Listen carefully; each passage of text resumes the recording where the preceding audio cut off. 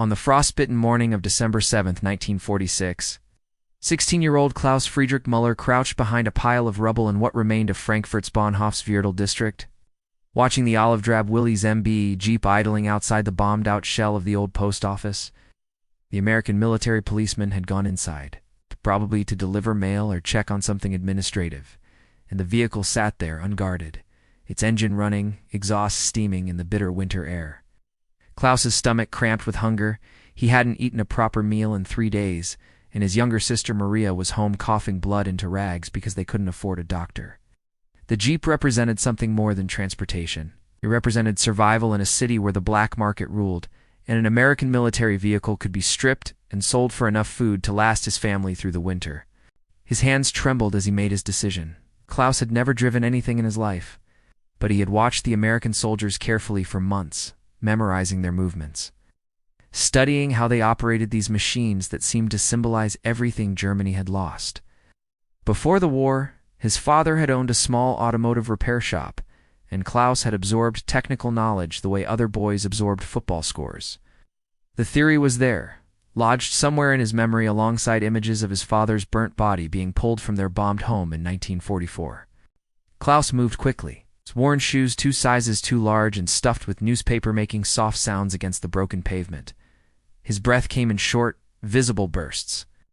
Around him, Frankfurt lay in ruins, a city of ghosts and survivors trying to distinguish themselves from one another, according to a report published in Stars and Stripes military newspaper in late 1946. Over 60% of Frankfurt's buildings had been destroyed or severely damaged by Allied bombing raids, leaving thousands homeless and desperate. Klaus was just one face among many in this landscape of desperation. He reached the Jeep and glanced around. No one seemed to be watching. Or perhaps they were watching, but chose not to intervene. Understanding the mathematics of survival that governed post-war Germany, Klaus climbed into the driver's seat, his heart hammering so violently he thought it might break through his ribcage. The steering wheel felt cold and foreign under his fingers. He could see his reflection in the cracked rearview mirror, a gaunt face with hollow cheeks, eyes too old for 16, blonde hair matted and unwashed. He barely recognized himself. The gearshift stood like a small monument to American engineering between the seats. Klaus had memorized the pattern from observation. First gear forward and to the left. Second gear, straight back. Third forward and to the right. His foot found the clutch pedal at least he thought it was the clutch end. He pressed down hard. The engine's rumble seemed impossibly loud, surely loud enough to alert every American soldier within a kilometer radius. Behind him, through the cracked rear window, Klaus could see movement in the post office doorway. The MP was returning, a tall man with sergeant stripes on his sleeve, carrying a canvas bag.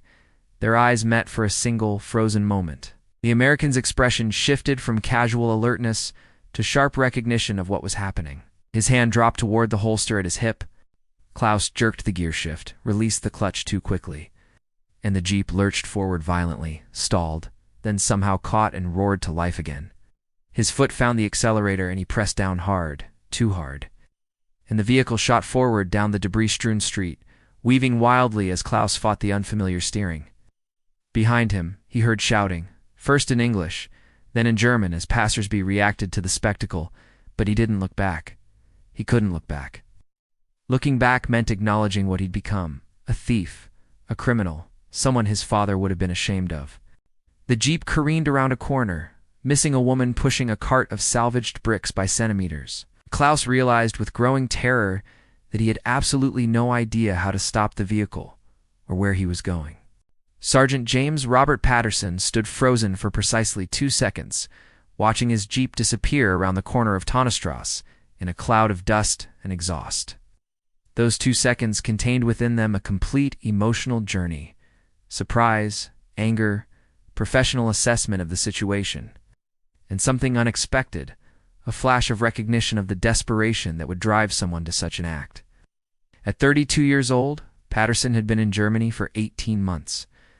First, as part of the combat engineers during the final push across the Rhine, then as part of the occupation forces. He'd seen enough of post-war Germany to understand the mathematics of survival that drove people to extraordinary measures. Son of a Patterson didn't finish the course. Instead, his training took over. He spun toward his partner, Corporal Robert Daniel Williams, who had been conducting an inspection of military supplies inside the post office and now emerged at a run. His freckled face flushed with confusion. "Bobby, radio it in. Stolen Jeep, heading west on Tonnestrasse. Driver appears to be a juvenile male, German civilian." Patterson was already moving, his long legs carrying him toward the street where another MP vehicle was parked. His mind raced through protocols even as something deeper the part of him that had two younger brothers back in Cleveland. Ohio registered the fear he'd seen in the boy's eyes. Corporal Williams, 23 years old, and still occasionally surprised by the strangeness of being an occupying soldier in a defeated nation, grabbed the radio handset with practiced efficiency. His voice, carrying the flat vowels of rural Wisconsin, crackled across the military police network. "Dispatch. Gosh. This is Baker 7. We have a 1014 stolen military vehicle. Jeep designation, Charlie 47, 9er juvenile suspect, heading west from the post office. Sergeant Patterson in pursuit." The response came immediately. The dispatcher's voice tinny but clear. "Baker 7, additional units responding. Do not engage with deadly force if suspect is confirmed juvenile. Repeat, non-lethal engagement only." Patterson was already behind the wheel of the second Jeep, Williams scrambling in beside him. The pursuit that followed would become something of a legend among the American military police stationed in Frankfurt, retold in barracks and mess halls for months afterward, though the versions would vary wildly in their details. The core truth remained constant. A terrified German teenager who could barely control a vehicle led them on a chase through the ruins of Frankfurt for nearly 20 minutes. Patterson drove with controlled urgency, following the erratic trail of the stolen Jeep through streets that looked like the photographs he'd seen of earthquake damage. Buildings stood as hollow shells, their windows empty eye sockets staring at the pursuing Americans. Civilians scattered at their approach, though some watched with expressions that might have been amusement or might have been something darker. Satisfaction at seeing the occupiers' property stolen by one of their own. There. Williams pointed ahead where the stolen Jeep had stalled at an intersection, smoke rising from its hood. As they watched, the engine caught again, and the vehicle lurched forward, grinding gears audibly even at a distance. "Kid doesn't know how to drive," Patterson muttered, following at what he judged to be a safe distance. "Oh." His hands were steady on the wheel, but his mind was working through scenarios. Standard protocol called for immediate apprehension, but something about the situation felt different. The boy wasn't joyriding. His movements spoke of panic and purpose rather than malicious intent. According to military police records, later reviewed by journalist Dorothy Thompson for her column in the New York Post in early 1947, incidents of petty theft and black market activity in occupied Germany had increased dramatically during the harsh winter of 1946 to 1947, driven by severe food shortages and a dysfunctional economy. German civilians were literally starving, surviving on official rations that provided as little as 1,000 calories per day, far below the minimum needed for health. Patterson thought about those statistics as he pursued the weaving Jeep. He thought about his own brothers, Jimmy and Frank, 14 and 17 respectively. What would they do if Cleveland lay in ruins, if their mother was dead, if survival meant breaking laws they'd been raised to respect? The chase continued through the West End district, past the damaged opera house, through streets where American soldiers stopped to watch the spectacle. The stolen Jeep clipped a cart full of turnips, sending vegetables bouncing across the cobblestones. It narrowly missed a group of children playing in a bombed-out storefront. Each near miss made Patterson's jaw tighter. "We've got to end this before someone gets hurt," Williams said. His hand braced against the dashboard as they took a sharp turn. "I know." Patterson accelerated, closing the distance. The stolen Jeep was heading toward the river, toward the damaged bridges in the industrial district beyond. Patterson made a decision that would change multiple lives. Instead of attempting a dangerous roadblock or shooting out the tires, he simply waited, following steadily, until the inevitable happened. The stolen Jeep ran out of gas near the Mankai embankment, stuttering to a stop with a final cough of the engine. Patterson pulled up behind it, and both Americans exited their vehicle with hands on their service weapons but not drawn. The boy, and he was clearly just a boy now that Patterson could see him properly, sat, frozen in the driver's seat. Hands still gripping the wheel, his entire body shaking. Klaus Friedrich Muller's world had contracted to the racing of his heart, and the iron taste of fear in his mouth. The American Jeep had betrayed him, dying with a pathetic sputter that seemed to mock his desperate attempt at salvation. Through the cracked windshield, he watched the two military policemen approach. Their uniforms crisp, despite the cold December morning, their faces unreadable beneath their helmets. The taller one, the sergeant whose vehicle he'd stolen, moved with careful deliberation, while his partner, younger and red-haired, circled to approach from the passenger side. Klaus's hands finally released the steering wheel, fingers cramping from the grip he'd maintained throughout the terrifying chase. His whole body shook, though whether from cold, fear, or the aftermath of adrenaline, he couldn't determine. Behind him, Frankfurt's damaged skyline stretched toward the pale winter sun. And somewhere in that ruined city, his sister Maria waited, coughing into blood-stained rags, unaware that her brother had just destroyed what remained of his life for a foolish chance at helping her. The sergeant reached the driver's side door and stopped, his hand resting on his holster, but not gripping his weapon. When he spoke, his German was heavily accented but comprehensible. "Ostegen, slowly. Keep your hands where I can see them."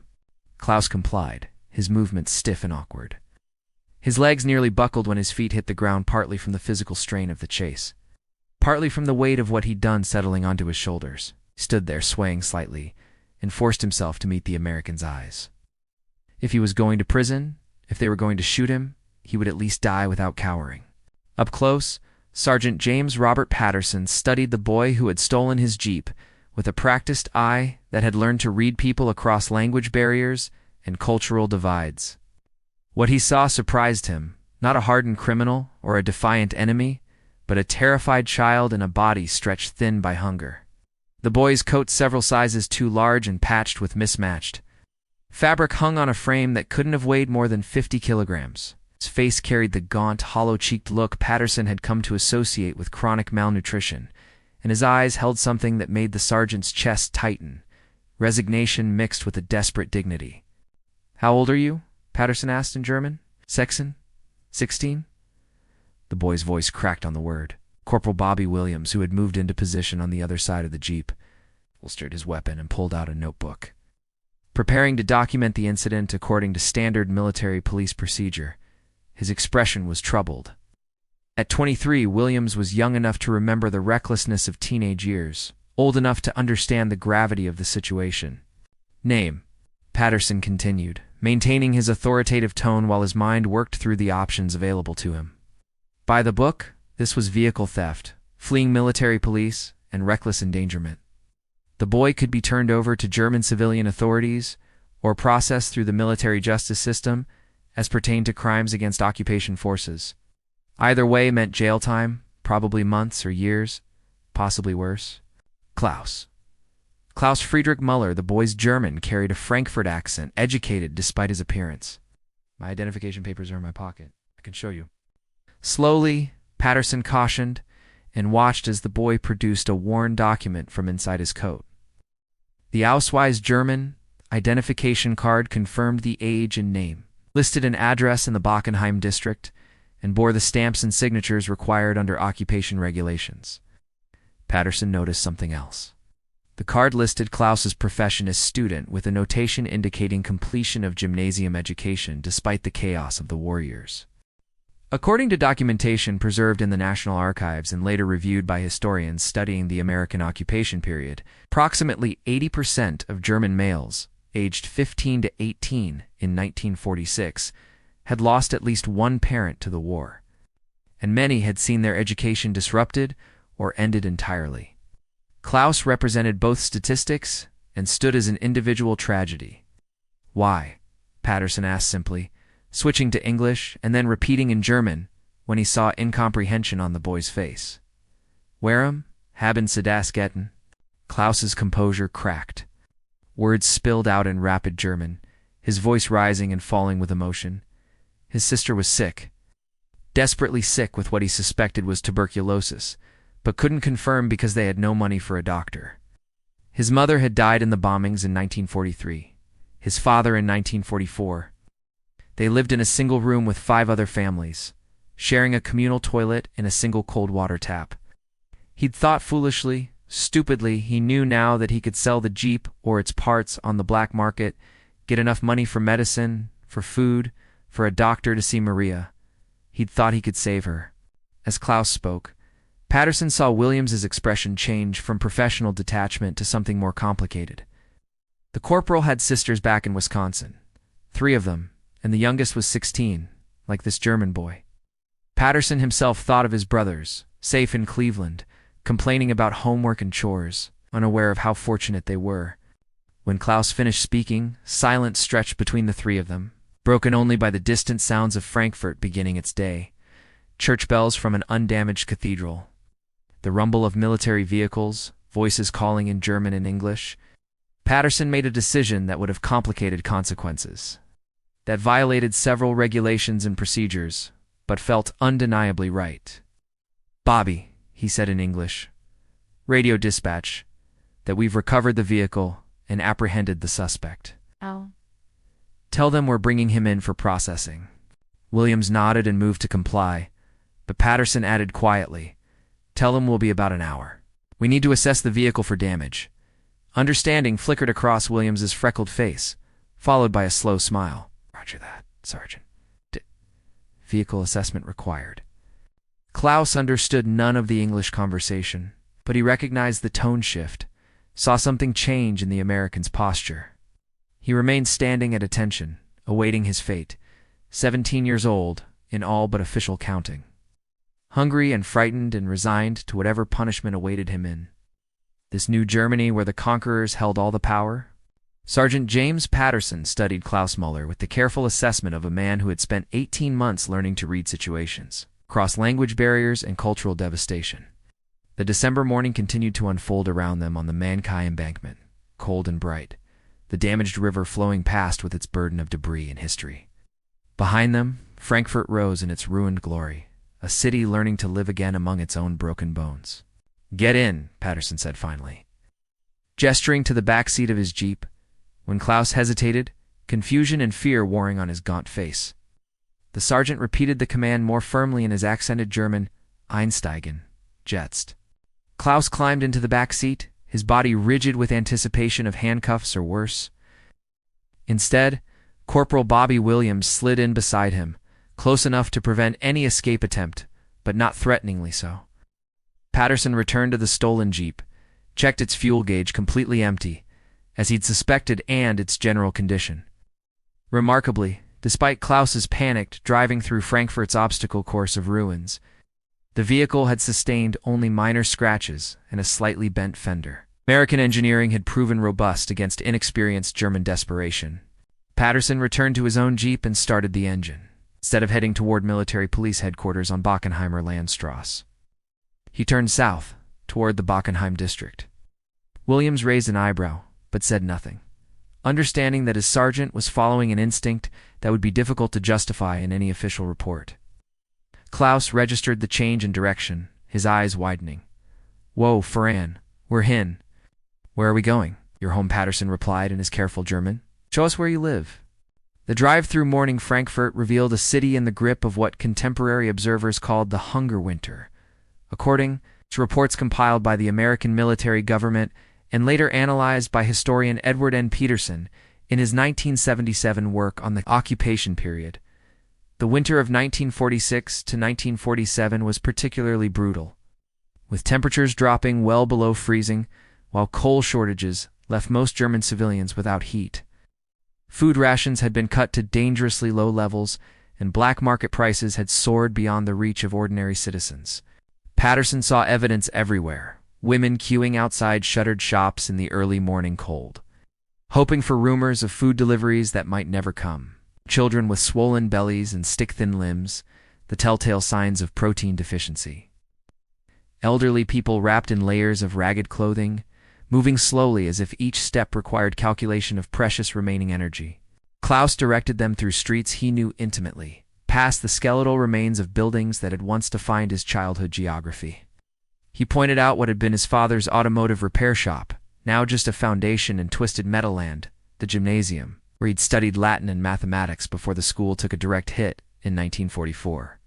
Each landmark was a ghost, a reminder of the life that had existed before the war transformed everything into a question of pure survival. They arrived at a building that had partially survived the bombing, its facade pockmarked with shrapnel, but its basic structure intact. 3 stories of pre-war apartment housing now sheltered dozens of families in conditions that would have been condemned as uninhabitable in peacetime. Patterson parked the Jeep, and the 3 of them climbed stairs that reeked of unwashed bodies, boiled turnips, and despair. Klaus's home was a single room on the 2nd floor, approximately 4 meters by 5 meters, that he shared with his sister Maria. The room contained a narrow bed with a thin mattress, a small table with 2 broken chairs, a cabinet that appeared to hold their complete worldly possessions, and little else. A single window, partially covered with cardboard where glass had been broken and never replaced, let in weak winter light. The temperature inside was barely warmer than the outside air.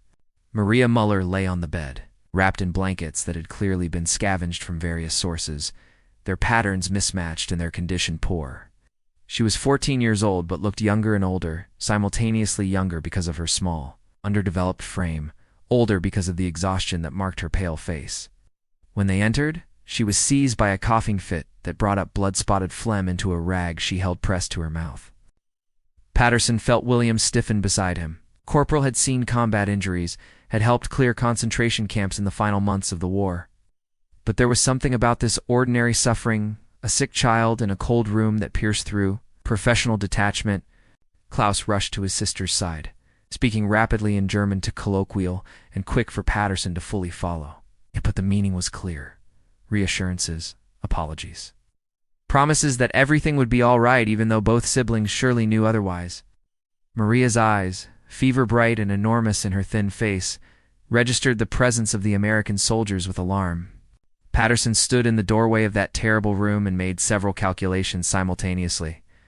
First, the girl almost certainly had tuberculosis, which meant she needed medical care immediately, or she would die, probably within months. Second, Klaus's attempted theft made complete sense in this context, not legal sense. It's not moral sense in the absolute, but human sense. The desperate mathematics of a 16-year-old boy watching his last family member die. Third, he could not pretend he hadn't seen this, couldn't simply arrest Klaus and walk away, leaving Maria to her fate. "Bobby," he said quietly in English, "go back to the Jeep. In my medical kit, there's..." He paused, thinking. "Ice. Bring the whole kit. Da?" And the extra blanket from behind the seat. Williams moved quickly, grateful for action after witnessing the devastating poverty of the room. Patterson remained in the doorway, giving the siblings space, while he observed their interaction. Klaus was explaining something to Maria, his voice low and urgent. The girl kept looking at Patterson with an expression mixing fear and desperate hope. When Williams returned with the supplies, Patterson knelt beside the bed, at Maria's level rather than looming over her, and switched to German. "Maria, I am Sergeant Patterson. This is Corporal Williams. We are going to help you." He opened the medical kit and pulled out a thermometer, aspirin, and a chocolate bar from his personal rations. "May I check your temperature?" Maria looked to Klaus, who nodded permission. Her temperature was 39.5 degrees Celsius high fever, confirming infection. Patterson had seen enough cases during his time in Germany to recognize tuberculosis presentation, though only a proper doctor could diagnose definitively. He handed the chocolate bar to Maria, who stared at it as if it were an artifact from another world. "Eat," he encouraged. Then, to Klaus, "When did she last see a doctor?" 6 months ago, maybe 7. Klaus's voice was hollow. "We had money then, a little. The doctor said she needed rest, good food, medicine. We had none of these things." Patterson nodded slowly, his mind moving through the problem like he'd moved through tactical puzzles during the war, assessing resources, identifying objectives, finding paths to solutions. He stood and gestured for Klaus to follow him to the far corner of the room, out of Maria's hearing range. "Listen carefully," Patterson said in German. "What you did today was serious. Stealing military property is a crime that could put you in prison for years. Do you understand?" Klaus nodded, his jaw set. "However," Patterson continued, "I believe you made a mistake driven by desperation, not malice. If you were tried before a military court, they would consider your circumstances, your age, your sister's condition, your overall situation. But the process would take time, and Maria doesn't have time." Hope flickered across Klaus's face, tentative and afraid to fully emerge. "I'm going to make you a proposition," Patterson said. He began to outline a plan that violated several military regulations, but felt more right than anything he'd done in his 18 months of occupation duty. The proposal Sergeant James Patterson outlined to Klaus Friedrich Muller in that freezing December room would never appear in official military police reports, would never be documented in the meticulous records kept by the American occupation authorities. Yet it represented something fundamentally important about the human dimension of occupation that formal histories often missed. Patterson's voice was low and measured as he explained, ensuring Klaus understood every word despite the language barrier and the boy's obvious emotional state. "Here's what's going to happen," Patterson said in his careful German. "Officially, you attempted to steal a military vehicle. You were apprehended, and you're being released with a warning due to your age and circumstances. The incident will be recorded but not prosecuted." However, he paused, making sure he had Klaus's complete attention. "You're going to learn to properly drive that Jeep you tried to steal. You're going to learn vehicle maintenance, basic mechanics, and you're going to work for the motor pool at our headquarters 3 days a week for the next 3 months. It's not official employment. We can't pay you a salary, but you'll receive meal rations for yourself and Maria, and I'll arrange for the base doctor to examine your sister." Klaus stood frozen, his mind struggling to process what he was hearing. The proposal seemed impossible, too generous to be real.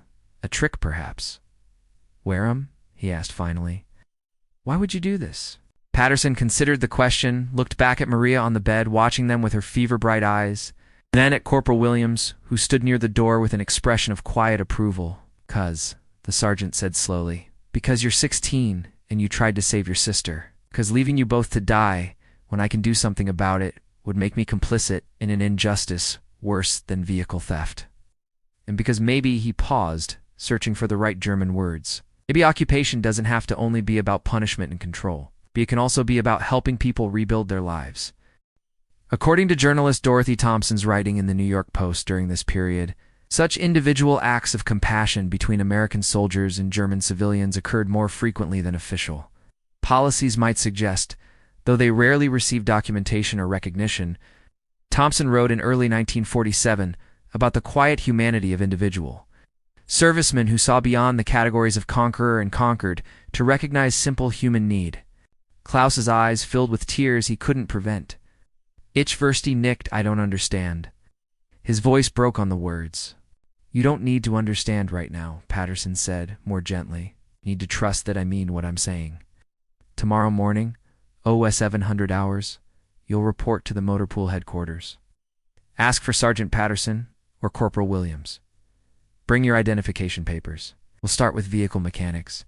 Since your father owned a repair shop, you might have some background. Is that true?" Klaus nodded, wiping roughly at his face with his sleeve. "I worked with him until I was 13, before the shop was destroyed." "Good, that'll help."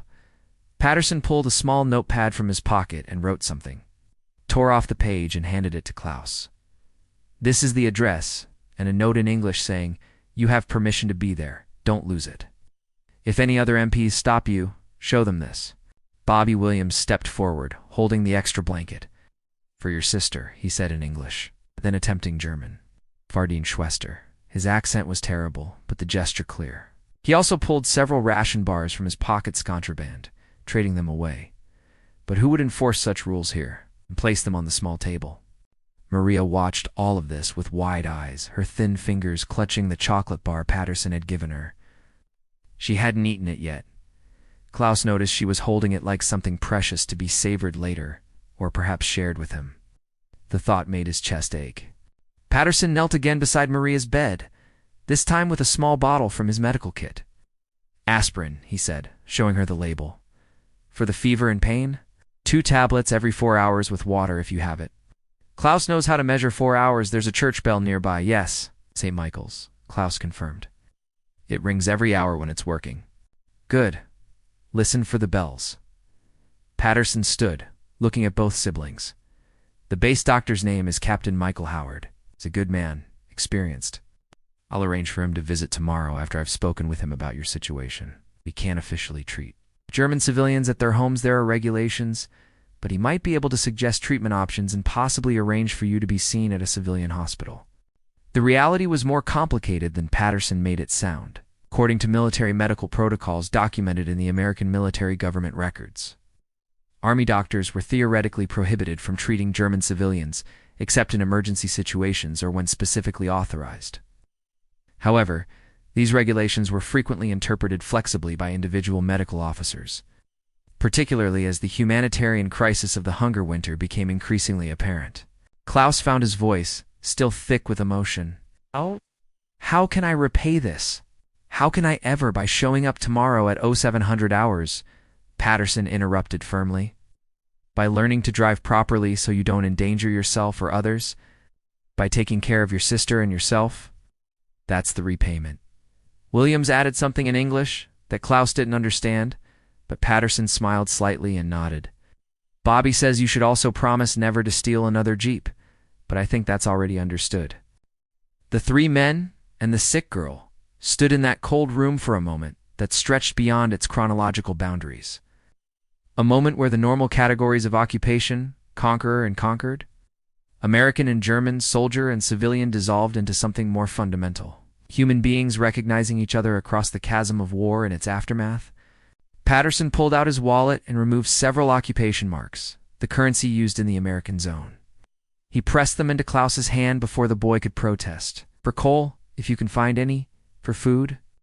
This isn't charity, consider it in advance on your work in the motor pool. You'll earn it. Klaus looked at the money more than he'd seen in months, and felt the weight of it beyond its physical substance. This was responsibility, trust, an investment in his future by a man who had every right to simply arrest him and walk away. Danke, he whispered, the word inadequate for what he felt. Vielen Dank. Thank you, Bitchin Patterson replied, his accent making Maria smile slightly despite her illness. He picked up his medical kit and gestured to Williams. Tomorrow morning, 0700 hours. Don't be late. American military operates on precise schedules. At the door, Patterson turned back one final time.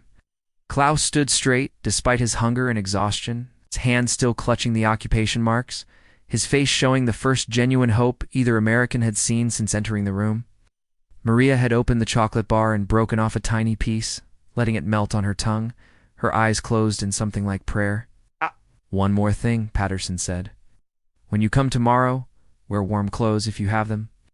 Motor pool work is outside, and it's going to be a cold winter. Then they were gone, their boots echoing on the stairs, leaving Klaus and Maria alone with blankets, food, medicine, hope, and a promise that seemed too good to be true, yet had to be believed because the alternative was despair.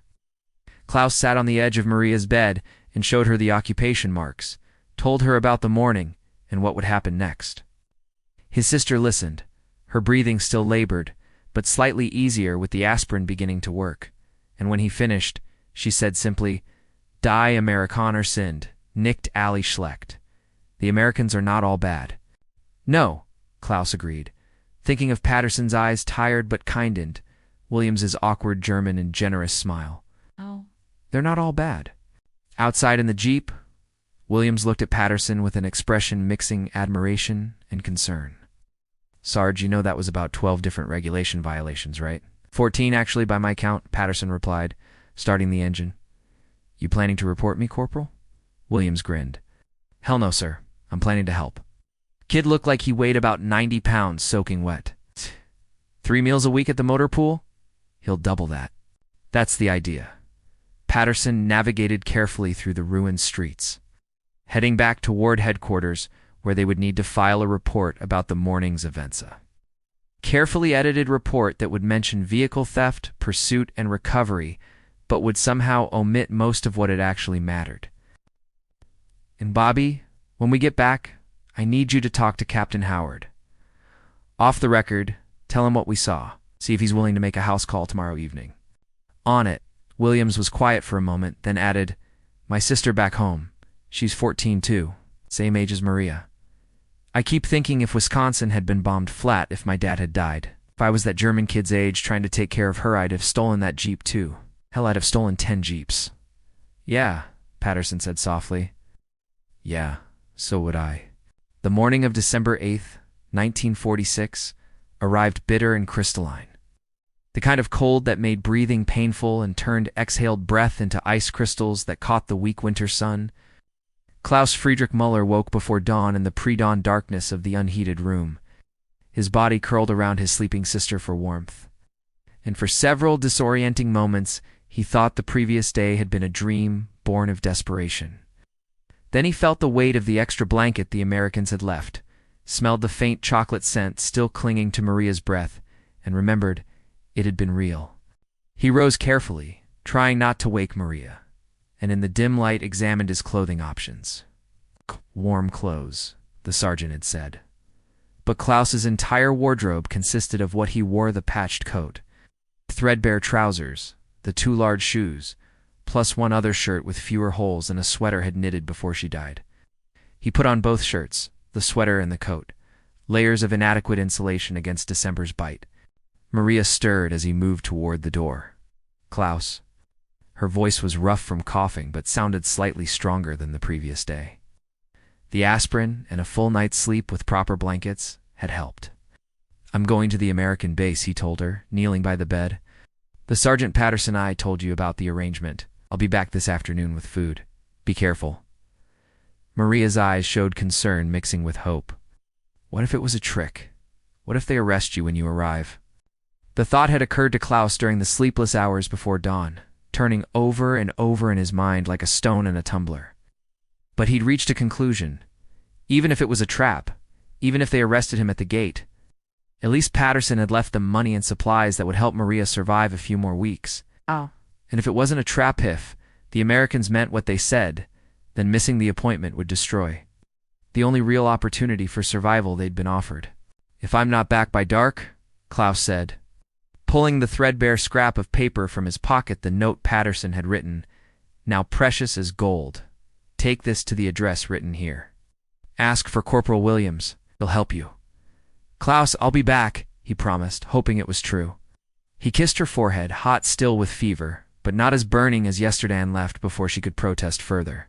The streets of Frankfurt in the pre-dawn hours belonged to shadows and desperate people. Women lining up outside shops hours before they'd open in hopes of rumored food deliveries. Night workers returning from whatever employment they'd found in the occupation economy. Black marketeers concluding business in alleyways before military police patrols increased with daylight. Klaus moved through this landscape with the practiced caution of someone who'd learned to be invisible, clutching the note in his pocket like a talisman. The motor pool headquarters stood in what had been a German military facility before the surrender. Now flying American flags and surrounded by wire fencing with guard posts at the entrance. Klaus approached the gate as the sky began to lighten, the church bells of St. Michael's ringing 6 times in the distance. He was an hour early, but earliness seemed safer than lateness. The American private at the gate, a young man with a southern accent Klaus couldn't quite decipher, examined him suspiciously. "What's your business, kid?" Klaus held out the note with trembling fingers, pointing to Patterson's signature at the bottom. "Sergeant Patterson. I am to report at 0700 hours." The guard read the note, looked at Klaus with raised eyebrows, then shrugged and pointed toward a building across the compound. "Motor pool's over there. Stay on the path. Don't wander. You understand? Path only." Yes. "I understand." Klaus walked carefully along the designated path, acutely aware of being surrounded by American military might. Jeeps, trucks, armored vehicles, all in various states of repair or maintenance. Soldiers moved about with the casual confidence of people who belonged. While Klaus felt like an imposter, a thief returned to the scene of his crime. According to a report compiled by the United States Army Motor Transport Service and preserved in military archives, the Frankfurt motor pool in late 1946 serviced approximately 200 vehicles daily, employing both American soldiers and German civilian workers in various maintenance and repair capacities. The facility represented one point of regular interaction between occupation forces and local population, though typically these were official workers with proper papers and contracts, not desperate teenagers who'd stolen Jeeps the previous day. Klaus found the building the guard had indicated and stood outside, uncertain whether to enter or wait. The decision was made for him when the door opened and Corporal Bobby Williams emerged, carrying a steaming mug of coffee that smelled like heaven. The corporal's freckled face split into a genuine smile when he saw Klaus. "You're early," Williams said in English, then switched to his halting German. "Gut. Good. Patterson, Sergeant Patterson is inside." Come. Inside. The motor pool office was warm, genuinely warm from a functioning heating system, and Klaus felt his body respond immediately to the temperature change, his shivering intensifying before it would ease. Patterson sat at a desk covered with paperwork, a cup of coffee steaming beside him, and looked up when they entered. "Klaus Muller, reporting as instructed, sir," Klaus said formally in German, standing as straight as his undernourished frame would allow. Patterson studied him for a moment, taking in the multiple layers of inadequate clothing, the boy's obvious nervousness, the fact that he'd arrived an hour early. At ease, he said in English, then German, "Relax, you're not a soldier." "Did you eat breakfast this morning?" Klaus hesitated, unwilling to lie, but embarrassed by the truth. "That's what I thought. Bobby, take him to the mess hall first. Get him fed before we start. Can't teach vehicle mechanics to someone who's going to pass out from hunger." The mess hall was another revelation. Long tables filled with American soldiers eating quantities of food that would feed Klaus and Maria for days. The smells, bacon, bread, coffee, overwhelmed his senses. Williams guided him through a serving line where a cook, seeing Klaus's civilian status and thin frame, loaded his tray with portions that violated every rule about rations for non-military personnel, but followed the higher law of basic human decency. Klaus sat at a table in the corner, trying not to draw attention, and forced himself to eat slowly, despite his body's desperate hunger. He saved half the bread in his pocket for Maria, an automatic gesture that Williams noticed but didn't comment on. After breakfast, the real work began. Patterson led Klaus to the maintenance bay, where a Willys MB Jeep similar to the one he'd stolen sat with its hood raised, engine exposed like a metal heart. "This," Patterson said, "is where we start." "You said your father taught you some mechanics?" "Basic principles," Klaus confirmed, approaching the vehicle with a mix of fear and fascination. "Transmissions, electrical systems, but that was years ago, and I never worked on military vehicles. The principles are the same. Military vehicles are just more standardized. It's more robust." Patterson pointed to various components, naming them in English and then German. Carburetor, distributor, spark plugs, oil filter. Before you can drive properly, you need to understand how the machine works. What makes it go? What makes it stop? What happens when things break? For the next 3 hours, Klaus received an intensive education in vehicle mechanics. Patterson proved to be a patient teacher, demonstrating procedures and then having Klaus repeat them, correcting mistakes without condescension, explaining the logic behind each system. Williams assisted, his enthusiasm for mechanics evident in his animated explanations, even when his German failed, and he had to resort to gestures and drawings. Other soldiers passed through the maintenance base, some curious about the German teenager working on an American vehicle. Others disinterested, but Patterson's rank and demeanor discouraged questions. At mid-morning, they took a break, and Williams produced more food, sandwiches from the mess hall, still warm, and canteens of water. "For later," Williams said, handing Klaus a package wrapped in cloth. "Take it home to your sister." Klaus felt emotion threatening to overwhelm him again. "I don't understand why you're doing this," he said quietly. "I stole from you. By rights, I should be in prison." Patterson leaned against the Jeep, considering his response. "You know what I've learned in 18 months of occupation duty?" he said finally. "That punishment without purpose is just revenge, and revenge doesn't rebuild anything. You made a mistake driven by desperation. We can punish you for that mistake, or we can help you become someone who doesn't have to make such mistakes again. The second option seems more useful for everyone involved." At noon, Klaus met Captain Michael Howard, the base Dr. Patterson had mentioned. Captain Howard was 43 years old, with graying temples and the tired eyes of a medical officer who'd seen too many casualties, both military and civilian. He questioned Klaus extensively about Maria's symptoms, the duration of her cough, the presence of blood, fever patterns, weight loss, appetite. Klaus answered as thoroughly as he could, and Captain Howard took notes with a serious expression. "I can't make a definitive diagnosis without examining her," Captain Howard said in serviceable German. "But what you describe sounds consistent with pulmonary tuberculosis. That's serious, Klaus. Without treatment, the prognosis is poor. With treatment, antibiotics, rest, proper nutrition, there's hope. Can you help her? Klaus asked, his voice barely above a whisper. I'll visit your apartment this evening after duty hours. 6 o'clock. I'll bring medical supplies and we'll see what can be done. Captain Howard paused. I want to be honest with you. Getting her proper treatment through official channels will be difficult. There are rules about treating German civilians, priorities, resource allocation, but there are also ways around those rules, especially for children. I've done it before. I'll do it again. By the afternoon of that first day, Klaus Friedrich Muller had received more focused instruction in vehicle mechanics than many soldiers got in their entire basic training. His hands had touched warm food 3 times, and his pockets carried packages of provisions for Maria that represented more nutrition than they'd seen in weeks. But the most important lesson, the one that had brought him to this unlikely situation, still remained.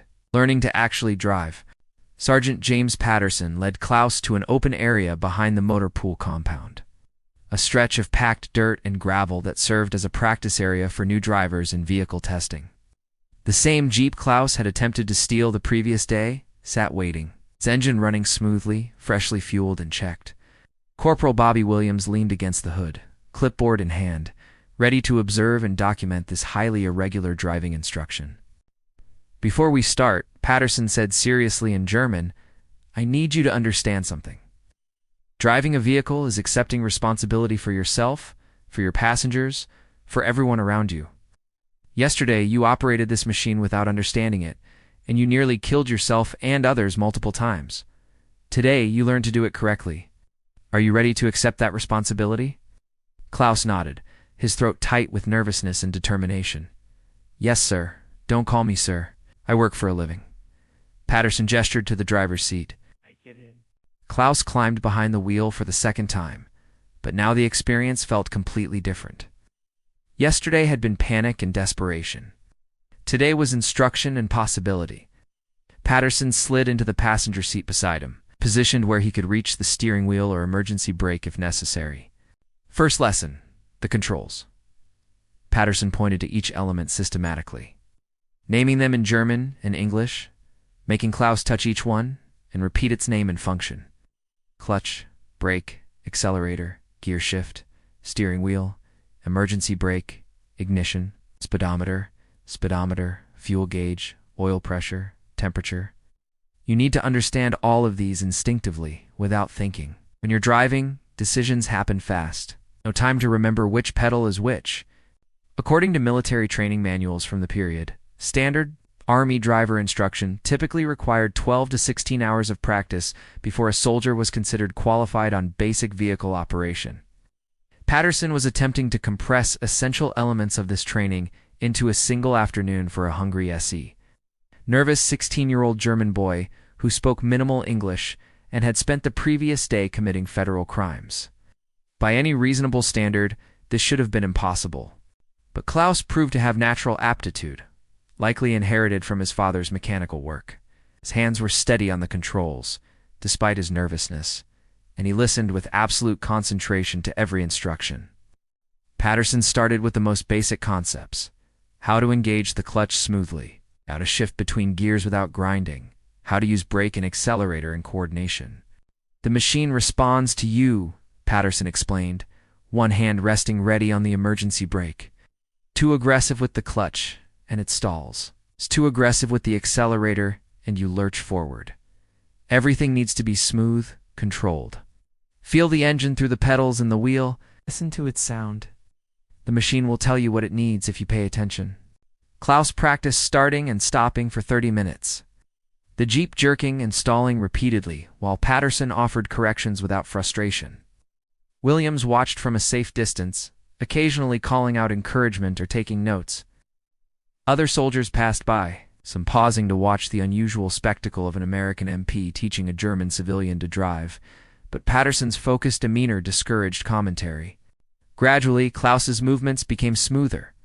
The relationship between clutch and accelerator began to make sense in his muscles rather than just his mind. The Jeep started rolling forward without lurching, stopped without stalling. Patterson saw the moment when mechanical procedure transformed into physical understanding. Klaus's shoulders relaxed slightly, His grip on the steering wheel loosened from white-knuckled tension to controlled readiness. "Good," Patterson said. "Now we add steering. You're going to drive a circle around this practice area. Slow speed, second gear. Focus on smooth turns. The steering wheel moves easier than you expect, so small corrections are better than big ones. Ready?" Klaus took a deep breath and nodded. The Jeep rolled forward, engine smooth, and he turned the wheel gently to the left. The vehicle responded, beginning a wide arc across the packed dirt. Patterson watched Klaus's eyes. The boy was looking ahead, tracking the path, adjusting before problems developed rather than reacting after. "Good instincts." "How's it feel?" Patterson asked in German. "Frightening," Klaus admitted, then added, "but also I don't know the word." "Controllered? Under control?" "That's exactly the word you want."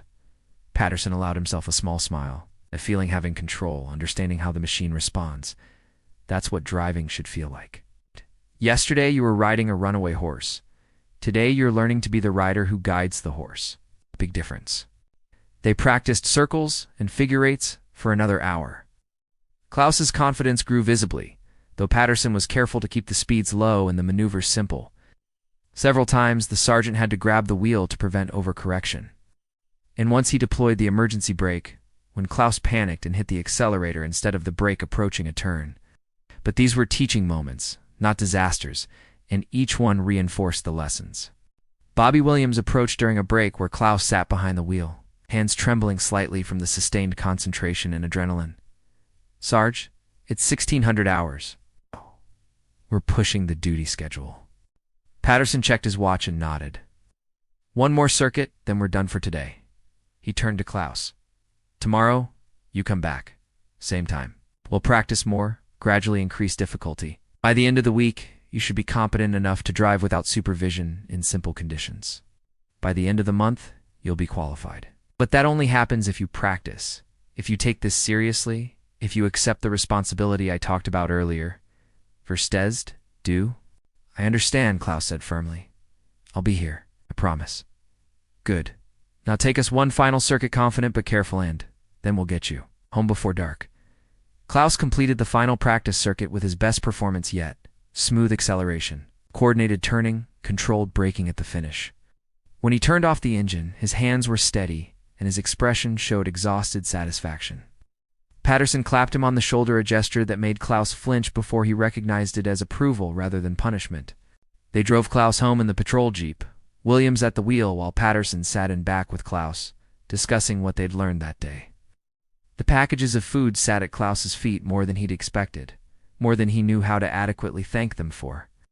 As they traveled through Frankfurt's damaged streets in the late afternoon light, Klaus felt something he hadn't experienced in years, hope that extended beyond simple survival into the possibility of an actual future. They arrived at Klaus's building at 1:15 hours, just as Captain Michael Howard pulled up in his medical vehicle, a converted truck with Red Cross markings. The doctor carried a medical bag and wore civilian clothes over his uniforma, a small gesture toward not drawing attention to his unofficial house call. "Perfect timing," Patterson said. "Klaus, this is Captain Howard. It's going to examine Maria." "Captain, this is Klaus Muller. It's the patient's brother and guardian." Captain Howard extended his hand, and Klaus shook it, still marveling at these Americans who treated him as an equal despite everything. "Shall we go up?" the doctor asked in German. The four of them climbed the stairs, Klaus, Patterson, Williams, and Captain Howard carrying food, medical supplies, and an improbable sense of purpose. Klaus unlocked the door to the single room, suddenly acutely aware of how it must appear to these Americans who lived with heating, running water, abundant food, and space. The poverty was stark in the fading afternoon light. The thin mattress, the broken furniture, the cardboard covering the broken window, the complete absence of anything beyond bare survival.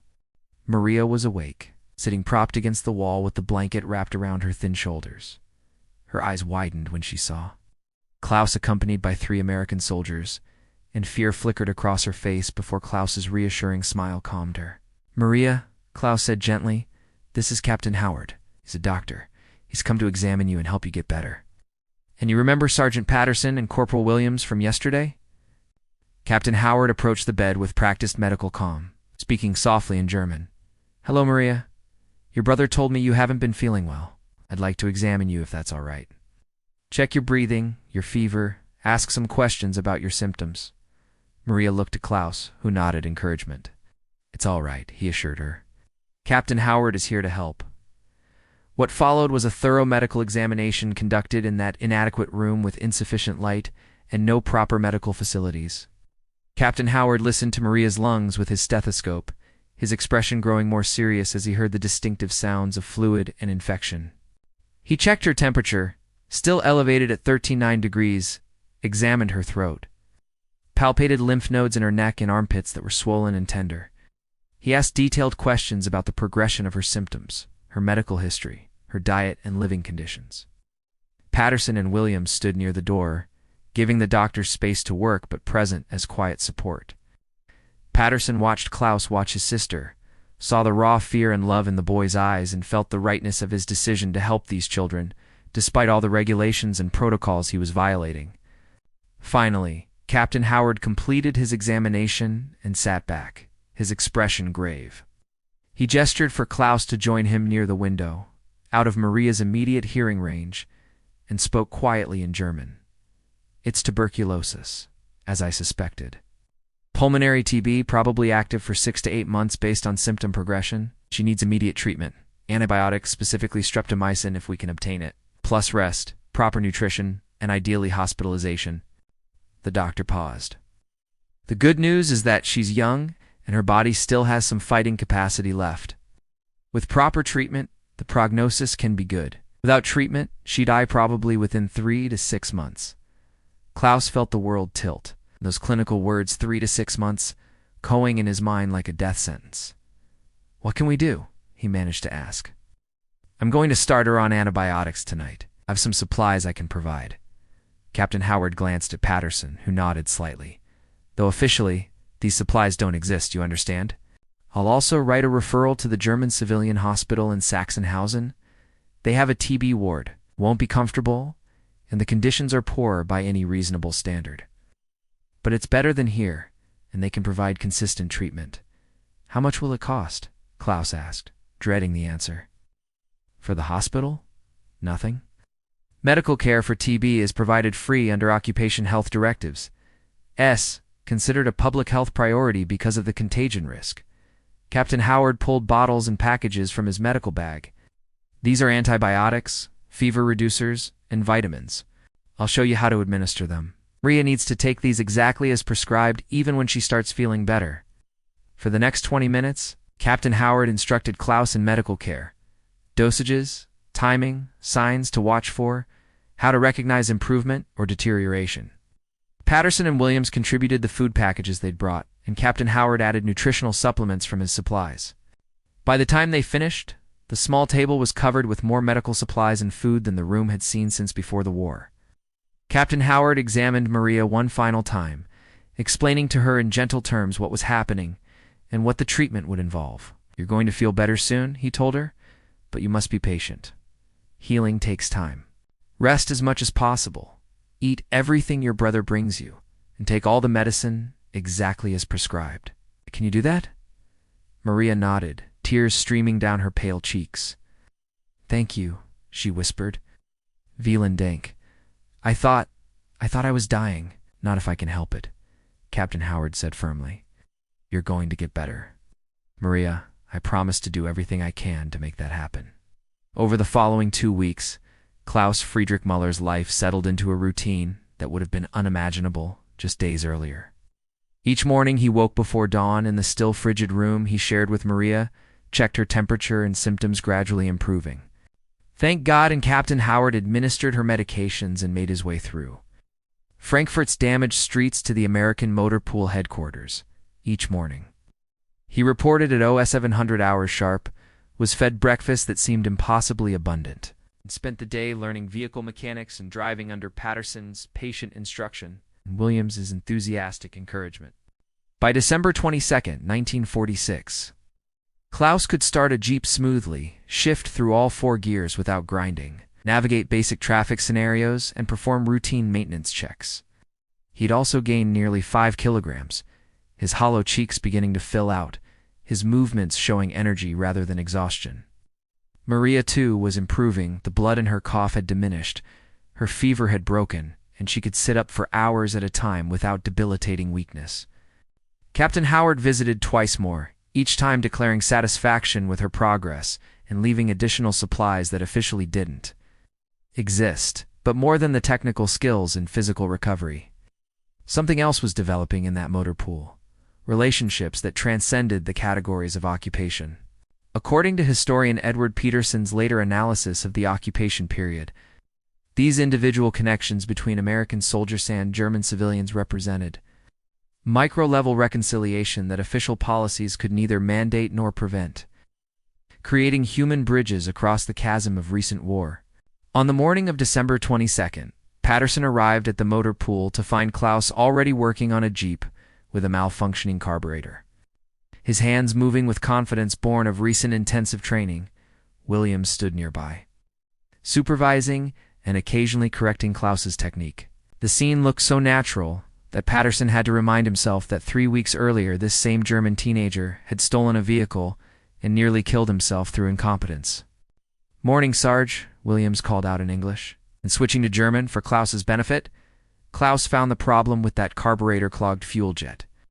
"Just like you suspected."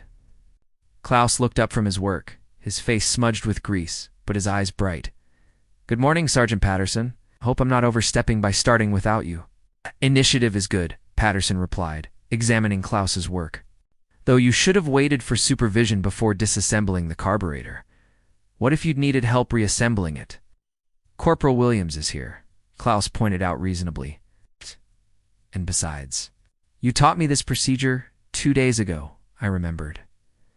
Patterson suppressed a smile at the teenager's growing confidence. "Fair enough. Finish the job.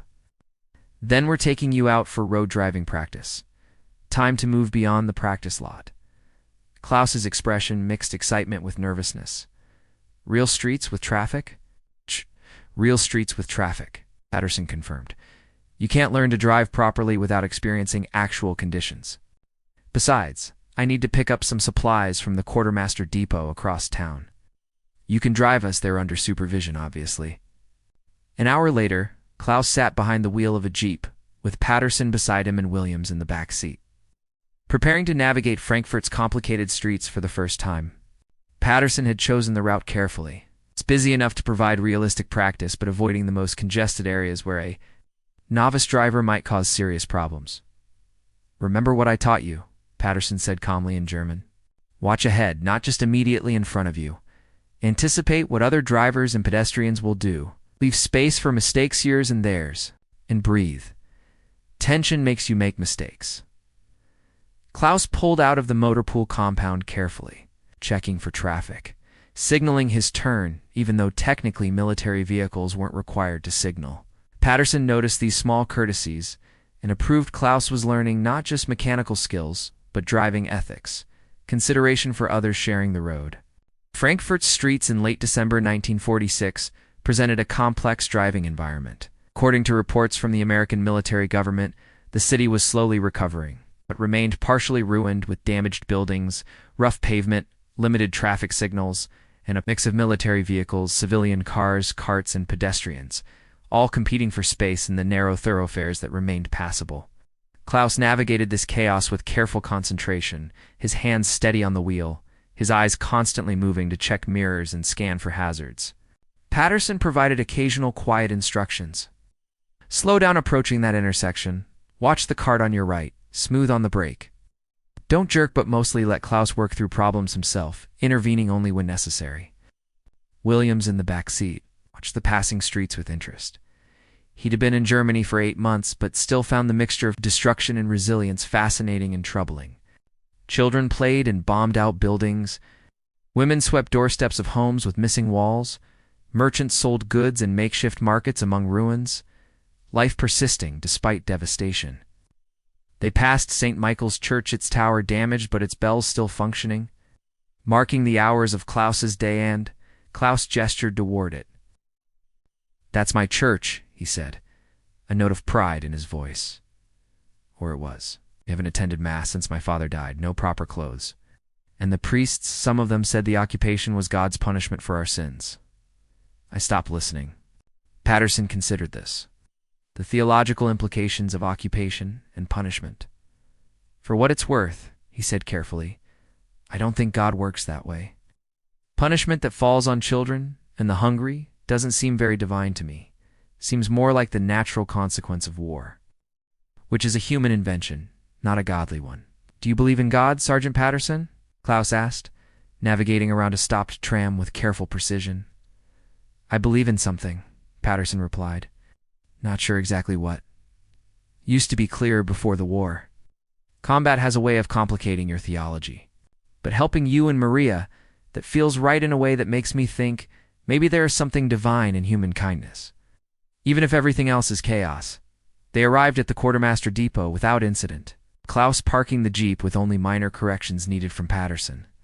While Patterson and Williams went inside to collect supplies, Klaus waited with the vehicle. Studying the other drivers and vehicles, mentally cataloging techniques and behaviors he'd observed during the drive. A German civilian worker, an older man with a face weathered by hard living, approached Klaus. Speaking in rapid German, You work for the Americans now? Driving their vehicles? Fraternizing with the occupiers? Klaus felt defensive anger rise, but suppressed it, remembering Patterson's emphasis on staying calm under pressure. I work in their motor pool. They're teaching me skills. My sister was dying and they helped save her life. So yes, I work for them, and I'm grateful for it. The older man spat on the ground. Collaborator. Your father would be ashamed. My father was killed by bombs. Your generation's leaders brought down on us. Klaus shot back, his voice sharp. The Americans didn't kill him. The war did. At least they helping us rebuild, instead of demanding we die in the ruins out of some misguided pride. The confrontation might have escalated, but Patterson emerged from the depot at that moment, took in the scene with quick assessment, and intervened. Problem here? He asked in German, positioning himself between Klaus and the older man with casual authority. The older man assessed Patterson as Sergeant Stripes. His confident bearing, the holstered sidearm, and apparently decided discretion was wise. He muttered something insulting but walked away. Patterson let him go, then turned to Klaus. You okay? Klaus nodded, though his hands trembled slightly with residual anger and anxiety. Called me a collaborator. Said my father would be ashamed. Your father would be proud, Patterson said firmly. You're keeping yourself and your sister alive. You're learning skills. You're working honestly for your food. There's no shame in any of that. He paused. But Klaus, you need to understand this is going to happen. Some Germans will see you working with us and judge you for it. You can't let their anger become your shame. You know the truth of your situation. That's what matters. Williams had returned with the supplies, and he added his perspective. Back home in Wisconsin, after the Great War, World War I, you'd call it, there were German-American families who got treated terribly by their neighbors. Beaten up, called traitors, worse, just for having German names. People do ugly things when they're angry and scared. You can't control their ugliness. You can only control your response to it. The drive back to the motor pool was quieter, Klaus processing what had happened and what Patterson and Williams had said. He was learning that surviving occupation wasn't just about physical necessities, food, shelter, medicine, but also about navigating complex social dynamics. About finding your own ethical path when society's rules had been shattered by war and defeat. On December 24th, 1946, Christmas Eve arrived in Frankfurt with falling snow that softened the harsh edges of ruins and created an illusion of peace over the scarred city. Klaus Friedrich Müller woke that morning with mixed emotions, gratitude for the dramatic improvement in his and Maria's circumstances over the past 2.5 weeks, but also profound awareness of what they'd lost. Parents dead, home destroyed, most possessions gone, their entire previous life erased by war's casual brutality. He'd told Patterson he wouldn't be able to come to the motor pool on Christmas Eve or Christmas Day. It felt important to observe the holiday with Maria, to maintain some connection to the traditions their mother had kept before her death. Patterson had agreed immediately, adding that Klaus should take 3 days off and return on December 27th. Then the sergeant had done something unexpected. He'd given Klaus a package wrapped in brown paper and told him not to open it until Christmas morning. Now Klaus sat in their single room while Maria, significantly improved after 2.5 weeks of antibiotics and proper nutrition. Attempted to make the space festive with decorations improvised from scraps, paper folded into stars, a branch from a damaged tree that served as a miniature Christmas tree, candles carefully hoarded for this occasion. She was still thin and weak, but the desperate sick girl who'd been coughing blood just weeks earlier had been replaced by someone who could smile, who had hope, who might actually live to see adulthood. "Do you think they celebrate Christmas, the Americans?" Maria asked, carefully positioning their makeshift tree on the table. "Or is it different there?" "They celebrate it," Klaus confirmed. "Patterson told me about it. Similar to ours, but with some different traditions. More commercial," he said, whatever that means. "Lots of presents and decorations and something called eggnog. That sounds disgusting." Maria laughed, a sound that had been absent for so long. Klaus felt his throat tighten, hearing it. "You like them, don't you? The Americans who are teaching you?" Klaus considered the question seriously. "Yes," he admitted. "I know I'm not supposed to. They're the occupiers, the conquerors, the enemy. But Patterson and Williams, they've been kinder to us than most Germans have been since Father died. They didn't have to help. By rights, I should be in prison for stealing that Jeep. Instead, I've learned to drive, I've learned mechanics, and you're getting better because of their doctor. So yes, I like them." "Mother would have understood," Maria said quietly. "She always said people were just people, regardless of flags and uniforms. It was one of the reasons some of our neighbors stopped talking to her. During the war, she wouldn't hate the way they wanted her to. They spent the day quietly, conserving energy and fuel for the candles they'd light that evening." Klaus used some of the occupation marks. Patterson had advanced him to purchase items from a black market vendor, real coffee, expensive, and probably stolen from American supplies, a small piece of chocolate, and, extravagantly, 2 apples. These items, arranged on their table with the packages of food the Americans had provided, constituted a feast by their current standards. As evening fell and darkness filled, the city electricity was rationed. Unavailable in their district on Christmas Eve, Klaus lit their hoarded candles. The small flames cast dancing shadows on the walls, creating intimate warmth in the cold room.